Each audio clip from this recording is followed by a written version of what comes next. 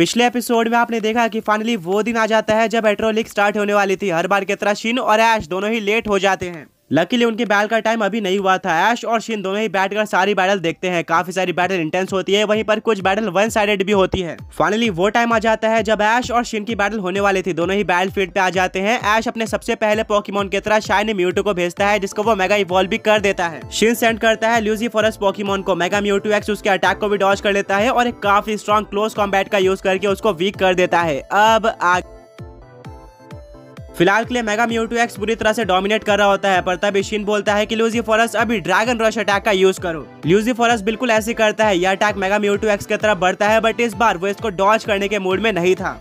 ऐश बोलता है म्यूटू इस अटैक को ऑरा स्पीयर के साथ काउंटर करो। म्यूटू बिल्कुल ऐसे करता है और दोनों अटैक टकरा जाते हैं, पर ड्रैगन रश ऑरा स्पीयर के मुकाबले ज्यादा पावरफुल साबित होता है। वो ऑरा स्पीयर को डिस्ट्रॉय करते हुए म्यूटू के ऊपर लग जाता है, जिससे मेगा म्यूटू एक्स को डैमेज पड़ता है। शिन के सपोर्टर बहुत ज्यादा खुश हो जाते हैं। वहीं पर कमेंटेटर बोलता है कि फाइनली मेगा म्यूटू एक्स को पहला डैमेज पड़ा। ऐश वेट नहीं कर सकता था। वो अपने मेगा म्यूटू एक्स को साइड स्ट्राइक अटैक यूज करने बोलता है। काउंटर में शिन बोलता है कि ल्यूसीफोरस अपना सबसे स्ट्रॉन्ग अटैक यानी कि ड्रैको मीटियोर यूज करो। दोनों ही पोकेमॉन्स अपने अपने अटैक का यूज करते हैं। साइड स्ट्राइक ल्यूसीफोरस के ऊपर लगने वाला होता है, पर तभी वो उस अटैक को डॉज कर लेता है। वहीं पर म्यूटू के ऊपर काफी सारे ड्रैको मीटियोर गिरना स्टार्ट होते हैं। वो एक एक करके सारे मीटियोर्स को डॉज करता है और लास्ट में रिजल्ट यह आता है कि दोनों ही पोकेमॉन्स ने अपने स्ट्रॉन्गेस्ट अटैक का यूज किया था, बट किसी को भी कोई डैमेज नहीं पड़ता, जो कि बहुत ही ज्यादा सरप्राइजिंग था। और इससे दोनों ही पोकेमॉन्स के स्पीड के बारे में भी काफी कुछ पता चलता है। शिन बोलता है ल्यूसीफोरस बहुत बढ़िया, हमारा धीरे धीरे कमबैक हो रहा है। अभी ड्रैगन टाइप अटैक आउटरेज का यूज करो। ऐश को अच्छी तरीके से पता था कि आउटरेज एक फिजिकल अटैक है, जिसके लिए ल्यूसीफोरस को म्यूटू के पास आना होगा, और यही ऐश के लिए परफेक्ट मौका था। शिन को कोई भी अंदाजा नहीं था कि वो कितनी ज्यादा बड़ी गलती करने वाला है। ल्यूसीफोरस म्यूटू के पास आउटरेज अटैक यूज करने आता है, पर तभी म्यूटू अपने साइकिक पावर्स का यूज करता है और ल्यूसीफोरस को कंट्रोल करना स्टार्ट कर देता है, जिसके चलते ल्यूसीफोरस अपने अटैक का यूज नहीं कर पाता। वो पूरी तरह से म्यूटू के काबू में आ चुका था। ऐश बोलता है म्यूटू बहुत बढ़िया, अभी अपने साइकिक पावर्स का यूज करके ल्यूसीफोरस को स्टेडियम के वॉल की तरफ फेंक दो। मेगा म्यूटू एक्स बिल्कुल ऐसी करता है और ल्यूसीफोरस वॉल पर जाकर टकरा जाता है और नीचे गिर जाता है। ये इम्पैक्ट बहुत ही ज्यादा स्ट्रॉन्ग था। शिन बोलता है कि ल्यूसीफोरस क्या तुम ठीक हो, पर ल्यूसीफोरस कोई भी आंसर नहीं दे रहा होता है। रेफरी ल्यूसीफोरस के पास जाता है और कुछ टाइम तक वेट करता है, बट ल्यूसीफोरस वापस खड़े नहीं हो पाता, जिसके बाद फाइनली रेफरी डिक्लेयर कर देता है कि ल्यूसीफोरस पोकेमॉन अब आगे लड़ नहीं सकता, यानी कि इस बैटल का विनर ऐश और उसका मेगा म्यूटू एक्स है।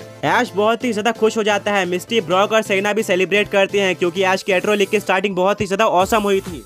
उसने एक विक्ट्री के साथ स्टार्ट किया था और मेगा म्यूटू एक्स से ज्यादा अच्छा पोकेमॉन कौन सा हो सकता था। शिन बहुत ही ज्यादा डिसअपॉइंटेड होता है। उसने एक्सपेक्ट किया था कि उसका ल्यूसीफोरस और भी ज्यादा अच्छी बैटल करेगा, बट वो अपने ल्यूसीफोरस को पोकेबॉल के अंदर वापस लेता है और बोलता है कि तुमने काफी अच्छा ट्राई किया, इसमें तुम्हारी कोई भी गलती नहीं थी। मेगा म्यूटू एक्स सच में एक स्ट्रॉन्ग पोकेमॉन है। इसके बाद शिन अपना सेकंड पोकेबॉल निकालता है, जिसके बाद वो ऐश की तरफ देखकर बोलता है कि ऐश क्या तुम्हें एक चीज पता है। ऐश बोलता है क्या, कौन सी चीज। शिन रिप्लाई करता है कि मेरी एक हिस्ट्री रही है, जब भी किसी अपोनेंट ने मेरे पहले पोकेमॉन को डिफीट किया है तो आगे जाकर हर बार मैं वो बैटल जीता हूँ। क्या तुम इसका मतलब समझे। ऐश बोलता है क्या सच में।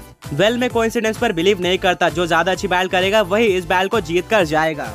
शिन बोलता है कि हाँ ये भी सच है। वेल, अब शिन अपने सेकंड पोकेबॉल को ग्राउंड में फेंक देता है। ये भी एक एट्रो पोकेमॉन था। इसके बारे में और भी इन्फॉर्मेशन लेने के लिए ऐश अपने पोकेडेक्स को बाहर निकालता है, जिसके बाद उसको पता चलता है कि इस पोकेमॉन का नाम एलोडॉन है। ये एक रोबोटिक पोकेमॉन है जो कि बहुत ही ज्यादा इंटेलिजेंट है और इसकी स्पीड भी काफी ज्यादा ऑसम है। एलोडॉन एक प्योर स्टील टाइप पोकेमॉन है। ऐश बोलता है कि एलोडॉन ये तो काफी इंटरेस्टिंग लग रहा है, इससे बैटल करने में मजा आने वाला है। इससे पहले कि बैटल आगे बढ़ती है, ऐश अपने मेगा म्यूटू एक्स को पोकेबॉल के अंदर वापस ले लेता है, जिसको देखकर सभी लोग कंफ्यूज हो जाते हैं, क्योंकि अभी अभी मेगा म्यूटू एक्स ने काफी ऑसम बैटल लड़ी थी। आगे बढ़ने से पहले पिछले पोके क्विज के विनर्स ये रहे, एंड आज तक ऐश ने काफी सारे फ्रेंड्स के साथ ट्रैवल किया है, बट आज का क्वेश्चन ये है कि ऐश ने अपने किस फ्रेंड के साथ सबसे ज्यादा टाइम के लिए ट्रैवल किया है। ऐश बोलता है म्यूटू अब तुम आराम करो। ऐश अपने अगले पोकेबॉल को निकालता है और बोलता है कि एलकिंगलर अब तुम्हारी बारी है।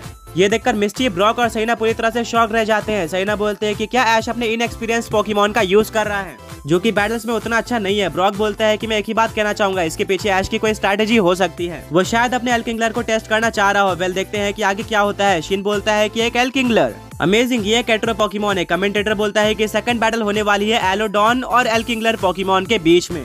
अब बैटल को स्टार्ट किया जाए। ऐश अपने एलकिंगलर को हाइड्रो पंप अटैक यूज करने बोलता है, बट एलोडॉन इस अटैक को इजीली डॉज कर लेता है। उसकी स्पीड इतनी ज्यादा थी कि एलकिंगलर इसको देख भी नहीं पाया था, एंड इससे पहले कि एलकिंगलर कुछ कर पाता, एलोडॉन उसके पीछे आ जाता है और एक स्टील बीम अटैक का यूज करता है, जो कि एलकिंगलर के ऊपर एक डायरेक्ट हिट था। इससे एलकिंगलर को बहुत ज्यादा डैमेज पड़ता है।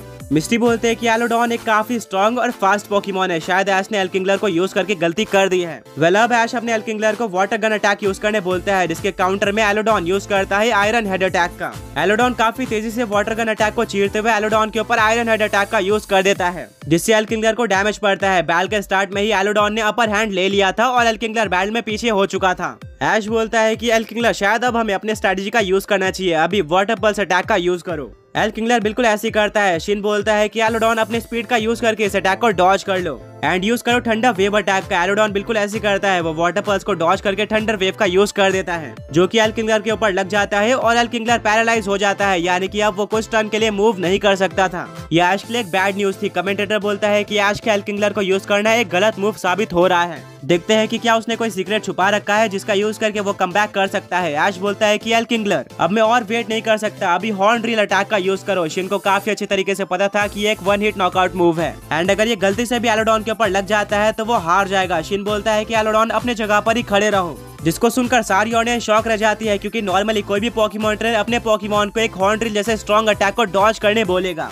एल्किंगलर पूरे फोर्स के साथ एलोडॉन की तरफ बढ़ रहा होता है, पर एकदम लास्ट मोमेंट पे शिन बोलता है कि अभी एलोडॉन जंप करो। एलोडॉन बिल्कुल ऐसे ही करता है और वो जंप करके हॉर्न ड्रिल अटैक को डॉज कर लेता है एंड अब क्योंकि एल्किंगलर काफी फोर्स में आगे बढ़ रहा होता है, इसीलिए वो रुक नहीं पाता और डायरेक्टली स्टेडियम के वॉल पर जाकर टकरा जाता है, जिससे एल्किंगलर को खुद डैमेज पड़ जाता है और वो जमीन पर गिर जाता है। ब्रॉक बोलता है कि हॉर्न ड्रिल बिना किसी डाउट के एक सुपर स्ट्रॉन्ग अटैक है, पर वन हिट नॉकआउट अटैक का एक डिसएडवांटेज भी होता है, इसमें इतनी ज्यादा पावर होती है कि पोकेमॉन्स एम नहीं कर पाते और इसके मिस होने के काफी ज्यादा चांसेस होते हैं और ये चीज शिन को अच्छी तरीके से पता थी। अब सभी का ध्यान एल्किंगलर के ऊपर होता है। एल्किंगलर जमीन पर गिरा हुआ था, वो कोई भी रिस्पॉन्स नहीं दे रहा था। रेफरी एल्किंगलर के पास जाता है और वेट करता है, बट एल्किंगलर दोबारा खड़ा नहीं हो पाता, जिसके चलते रेफरी फाइनली डिक्लेयर कर देता है कि एल्किंगलर अब आगे बैटल नहीं कर सकता, यानी कि इस बैटल का विनर एलोडॉन है। शिन बहुत ही ज्यादा खुश हो जाता है, उसने फाइनली एक वन साइडेड हार के बाद कमबैक कर लिया था अपने एलोडॉन का यूज करके। दूसरी तरफ ऐश डिसअपॉइंटेड होता है, बिना किसी डाउट के एल्किंगलर को यूज करना एक गलत मूव था,